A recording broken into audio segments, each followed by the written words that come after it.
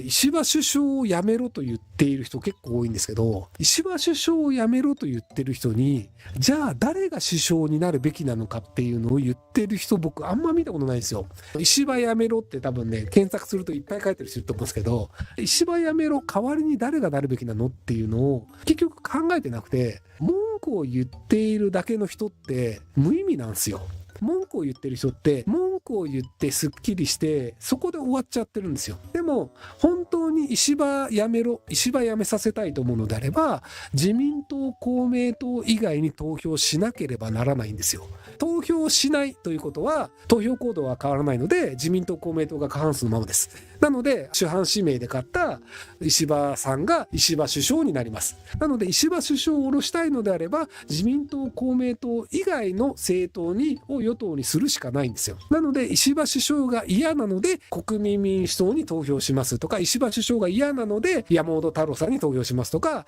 石破首相が嫌なので福島みずほに投票しますとかっていう、石破を下ろしたいのであればそれは与党に投票すべきであるというのをセットにしなきゃいけないんですよ。文句を言うだけでなんとかなるだろうと考える人っていうのは、実は自民党と公明党にとってプラスなんですよ。文句言おうぜ文句言おうぜって言って、石破クソだ石破クズだ石破やめろって言ってるだけで投票行動が変わらない人たちっていうのは、自民党にとってはプラスなんですよ。白票と無効票と投票に行かないは与党に対する投票と一緒です。与党が 51% 取りました。野党が 49% 取りました。俺白票、俺無効票、俺選挙行ってない。この人たちは 51% 分を与党に投票して 49% 分を野党に投票したのと同じ行為なんです。なので何かしらの文句があるのであれば、それは投票行動の変化という形にしなければならない。で、ただ文句を言ってるだけとか、ただツイッターで書くだけというのは与党を応援している行為と一緒ですよ。当選者というのは必ず出るんですよ。現在、令和新選組信者の友人と参政党信者の友人から重複して熱い思いをつられてこもっています。正直な気持ちを言うと、熱い思いを共感してほしいのかもしれないけど、そこは熱狂的にはなれません。生活で良くなってほしいのは同じだけど、私まで信者にならないと、この中は住みやすくなれないのでしょうか。いや、別になんか、信者だな。ただ、信者の人って怒らせるとめんどくさいので、そうなんだ。そうなんだ。そうなんだ。ごめん、ちょっと用事があるからこれね。みたいな感じでスルーするだけでいいと思います。基本的に政党の信者の人っていい人多いんですよ。悪いことをして金を稼ごうぜみたいな暴力団とかでなくて、本当に社会を良くしたいと思って間違った信念を持って信者になってる人なんですよ。なので間違った信念で間違った行動をしてるんですけど、本質的な部分は社会を良くしたいっていういい人なんですよ。これ統一教会の信者もそうなんですよ。統一教会ってひどいことしたよねって社会的になってるんだけど、でもおのおのの信者の人って、2世の人とかって気がついたらもう統一教会の信者になっていて、親がそうだからね、毎日こういうことやってくださいって言われて、人に挨拶をしましょうとか仲良くしましょうとか、そこでなんか定期的に会う友達がいてみたいなので、世の中を悪くしたいと思ってる悪の秘密結社が集まってるわけじゃなくて、本当に世の中を良くしたいとかって思ってるいい人が悪い人たち、悪い幹部に利用されてるのが統一教会だったんですよ。これで日本の政党の信者も同じ構造じゃないかなと思って、いやいや、だから無農薬で同じ生産量作れないでしょ。食料自給率を上げようと無農薬ってどうやって成立するのっていう。でもね、言ってる、なんかそれがいけるんだと思い込んでる信者の人たちが特定の政党を支持したりするんですけど、ちなみにスリランカっていう国が、与党が俺の国は無農薬にするぜって言って、もともと農業生産物の輸出国だったんですけど、無農薬にした結果害虫増えまくって、確かね、農産物と生産量がね2割ぐらいまで下がったのかな。なのでもともとはね食料輸出してる国だったんだけど、食べ物足りなくなって食料緊急輸入みたいになっちゃって、輸出で食ってた人たちっていうのも全部食えなくなっちゃって、産業として壊滅して国として大変なことになったっていう。オーガニックスリランカっていう国があるんですけど、もしよろしければそういう歴史も知っていただければと思うんですけど、残念ながら信者の人たちってそういうね歴史的事実とか他国がやってる政策を知らないんですよね。無農薬を推進した結果失敗した国があるよねっていう知識がないんですよ。でも無農薬と農薬がかかってる食べ物、どちらの方が体にいいと思いますか？それは農薬のかかってない食べ物のが体にいいと思います。これ自然な考えなんですよ。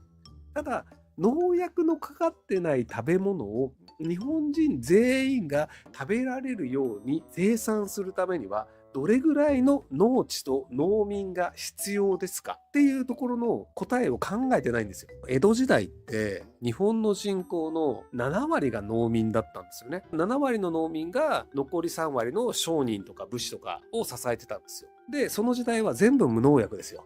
なので無農薬で暮らそうと思ったら、人口のうちの半分以上を農民にすれば、確かに無農薬で国家は成立するんですよ。で、じゃあ、無農薬がいいよねって言ってる人が、僕農家になってやってたら、まだありだと思うんですよ。でも俺無農薬がいいと思うから、今の仕事辞めて農家になって無農薬で作るわって言って、作って、俺頑張ってこれで食ってくんだよって言うのはいいんだけど、無農薬がいいよね、俺農家やんないけど、無責任すぎじゃね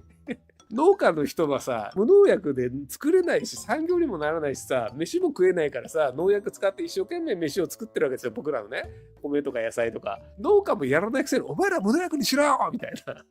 いやいや、無責任すげえな、みたいな。とはいえね、これもね、良かれと思って言ってるんですよ。っていう感じで、みんなそのね、悪意を持ってやってるわけじゃなくて、正義の反対は別の正義っていう言葉があって、本当に正義だと思って、別の正義だと思ってやってるって話なので、悪い人ではないと思うんですよ、そういう信者になる人って基本的には。調べる能力がないとか、知識がないとかっていう。悪意はないんですよ。あとね、消費者の発想の人多いんですよね。そういう信者になる人の経営者率って結構低いんですよ。経営者でいるパターンは、それを利用して儲けようとしてるんですよね。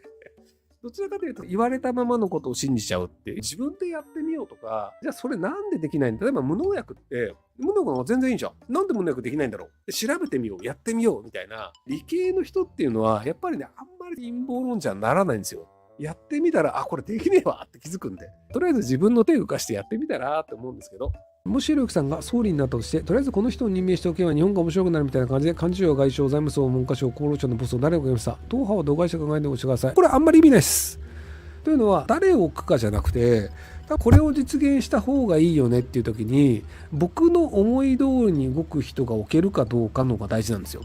幹事長に河野太郎さんにお願いしましたってなったとして、河野太郎さんが、いや、そういうのやりたくねっすとか言われたらできないじゃないですか。なので、こういう政策を実現するんだという強い意志があるのであれば、そこの官僚的な人っていうのはイエスマンで固めた方が早く進むんですよ。で、これって会社はそうなんですよ。イエスマンを置くべきじゃないよねっていう綺麗事というのは世の中にあるんですけど、基本的に成長している、うまくいっている会社は、ほぼイエスマンで固めてます。イエスマンで固めてないときは、それは単純にイエスマンではなく、例えばじゃあ孫正義さんの周りがイエスマンしかいないのかっていうので、孫さんの言ってるこれは間違ってますよというのをデータを出して説得できる人がいる。でも基本的にはイエスマンなんですよ。俺の信念だからこれをやりたくないよねっていう人は置かないんですよ。じゃあなんでその